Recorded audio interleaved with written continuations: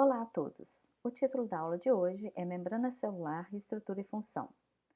Antes de iniciar, eu gostaria de dizer que esta videoaula foi produzida para fins exclusivamente didáticos, seguindo as recomendações da Portaria MEC 544/2020, que trata da substituição das aulas presenciais por aulas em meios digitais, Resolução CEP-UFMG número 02/2020, que regulamenta o ensino remoto emergencial para os cursos de graduação da UFMG durante o período de pandemia Covid-19.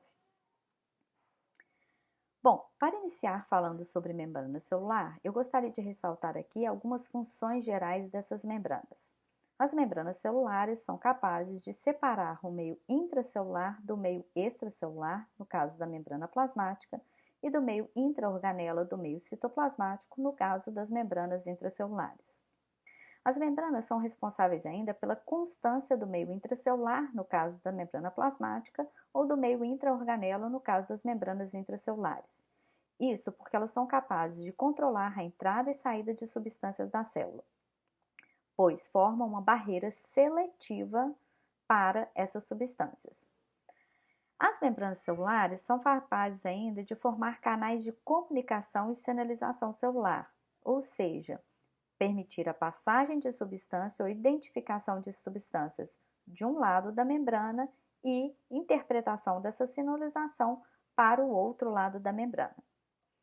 As membranas celulares, nesse caso especificamente a membrana plasmática, têm ainda a função de fixação ou movimentação da célula. Isso, pois são capazes de fazer ligações estáveis, bem como instáveis, com o meio extracelular, permitindo a fixação da célula ou mesmo sua movimentação sobre a matriz extracelular, sobre os componentes extracelulares. As membranas celulares possuem também sistemas enzimáticos capazes de realizar sinalização ou mesmo participar da síntese de substâncias, como veremos na aula de síntese e secreção de macromoléculas. Bom, mas para entender como a célula desempenha essas funções, é preciso que a gente entenda seus componentes e como que eles se organizam para formar as membranas celulares.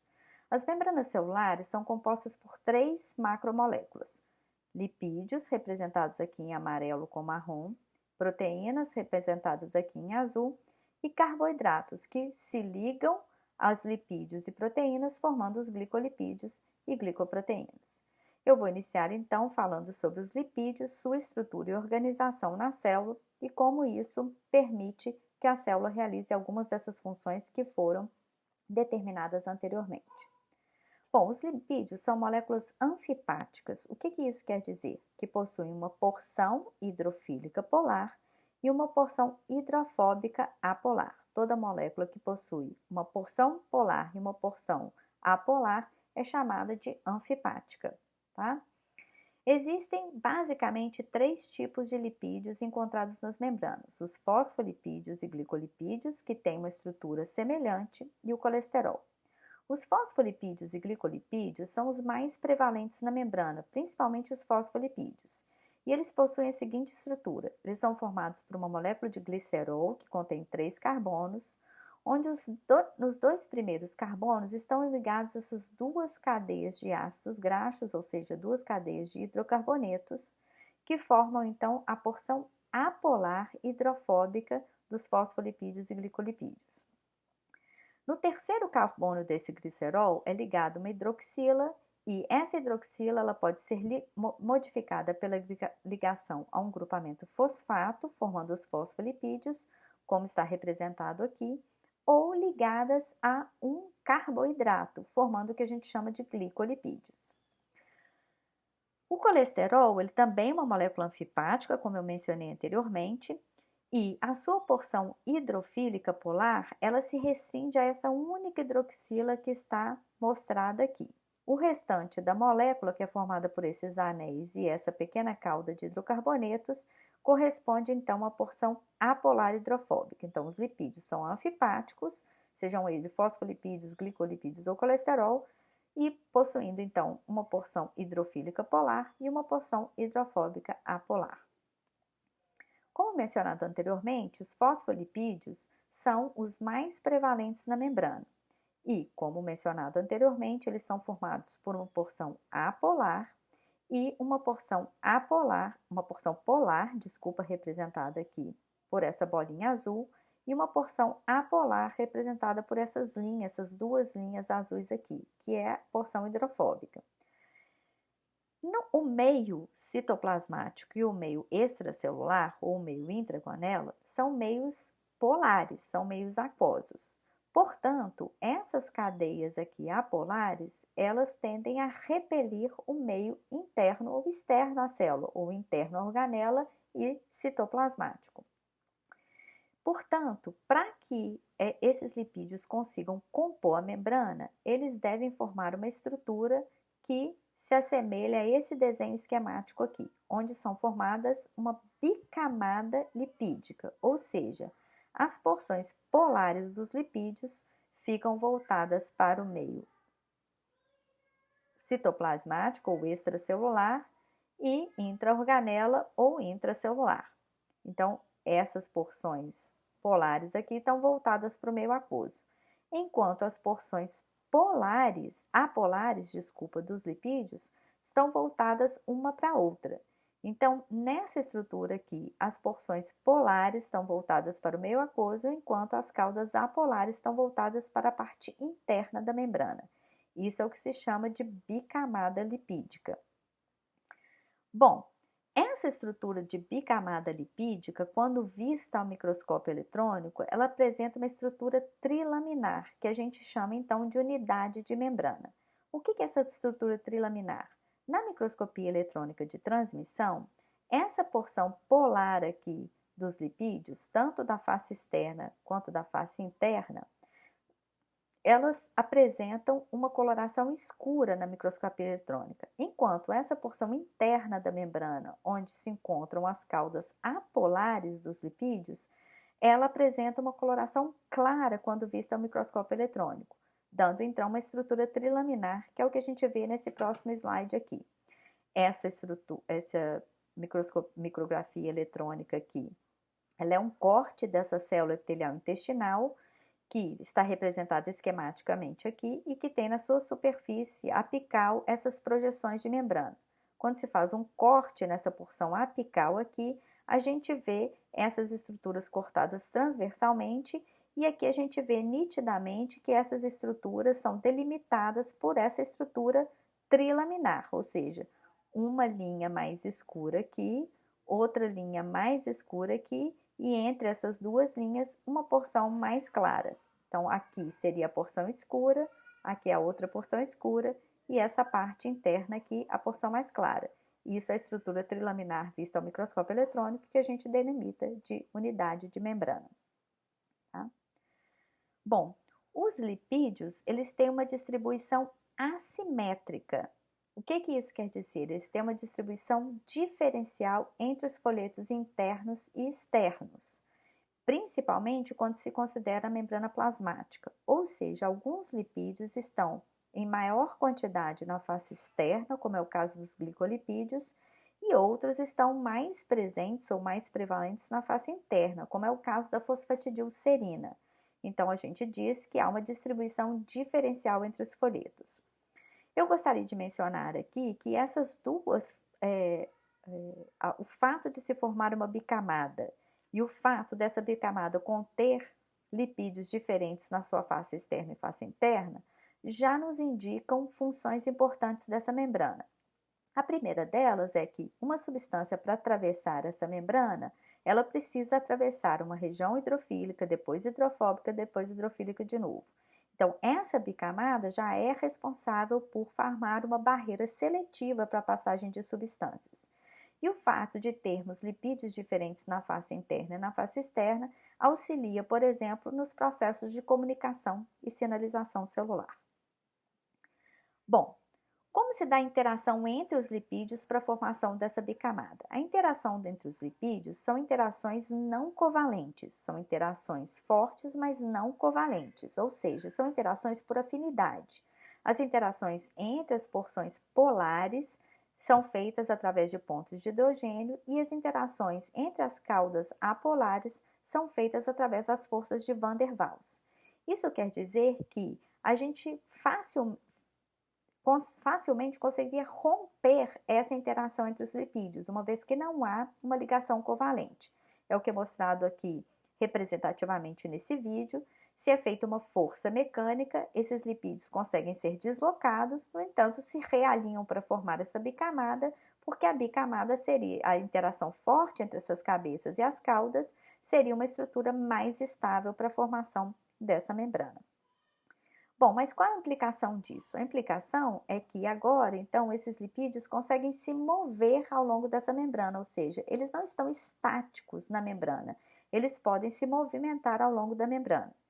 Existem 3 tipos de movimentos em que os lipídios podem fazer: o movimento rotacional, que é sobre o seu próprio eixo, o movimento lateral, que é de um lado para outro na membrana, e um movimento mais raro, que é chamado de flip-flop, onde um lipídio pode sair de uma face da membrana para outra face da membrana, ou vice-versa. Bom, o que determina a fluidez de uma membrana? A temperatura, quanto mais alta a temperatura, maior a força entrópica, mais fluida é a membrana. A presença de insaturações. O que são insaturações? São duplas ligações entre os carbonos daquelas cadeias de ácidos graxos. Toda vez que a gente tem uma dupla ligação, a cadeia sofre uma angulação. Essa angulação distancia esse lipídio desse outro lipídio aqui. Quanto maior a distância entre os lipídios, menor a interação e, portanto, mais fluida. Por isso, quanto maior o número de duplas ligações, mais fluida é a membrana. Outra coisa que pode influenciar a fluidez é o tamanho das caudas hidrofóbicas, ou seja, quanto menor é essa cadeia de hidrocarbonetos aqui, de ácidos graxos, menor é o espaço de interação entre esses lipídios. Quanto menor a interação entre eles, mais fácil movimentá-los ao longo do espaço. Portanto, quanto menor a cadeia de ácidos graxos, mais fluida é a membrana. E ao contrário, quanto maior a cadeia de ácidos graxos, menos fluida será a membrana.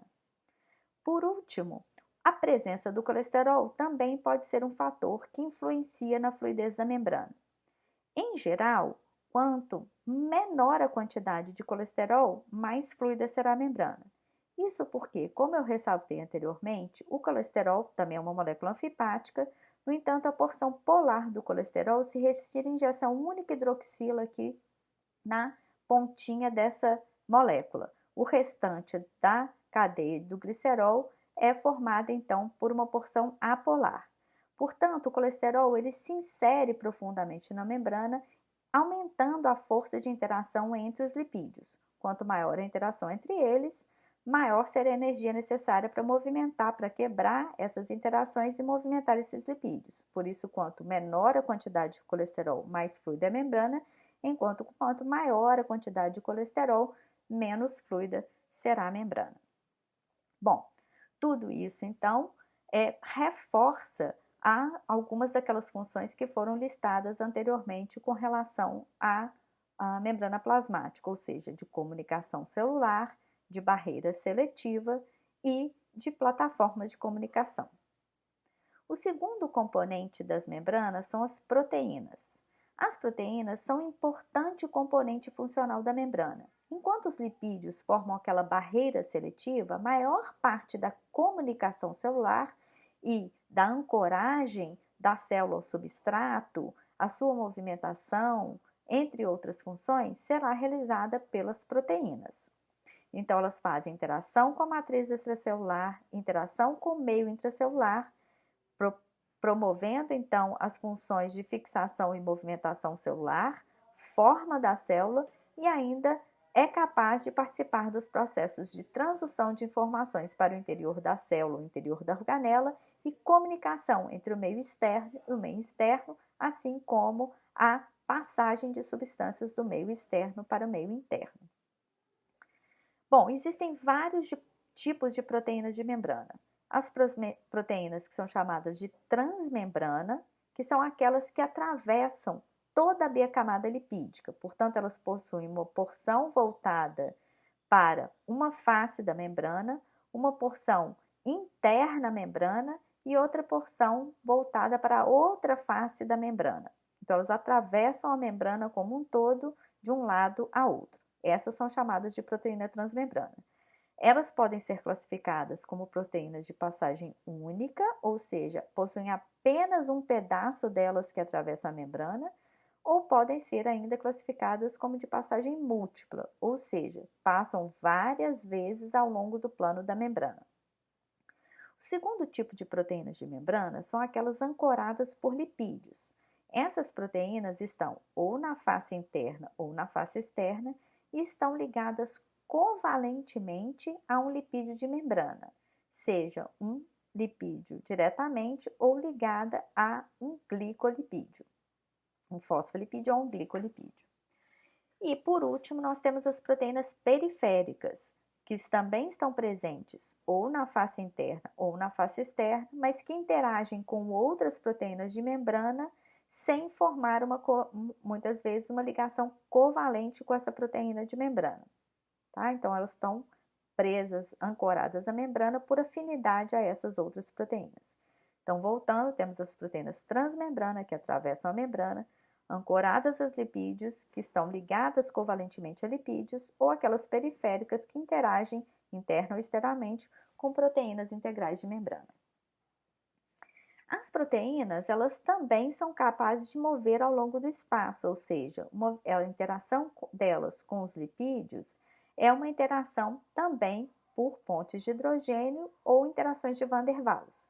Então, aqui tem um experimento clássico, onde tem-se uma célula com uma proteína A, uma célula com proteína B, e se essa célula se funde, uma vez que essas proteínas são capazes de se mover ao longo do espaço, elas ocupam toda a superfície dessa nova célula fundida, mostrando que realmente as proteínas são capazes, assim como os lipídios, de se mover ao longo do plano da membrana.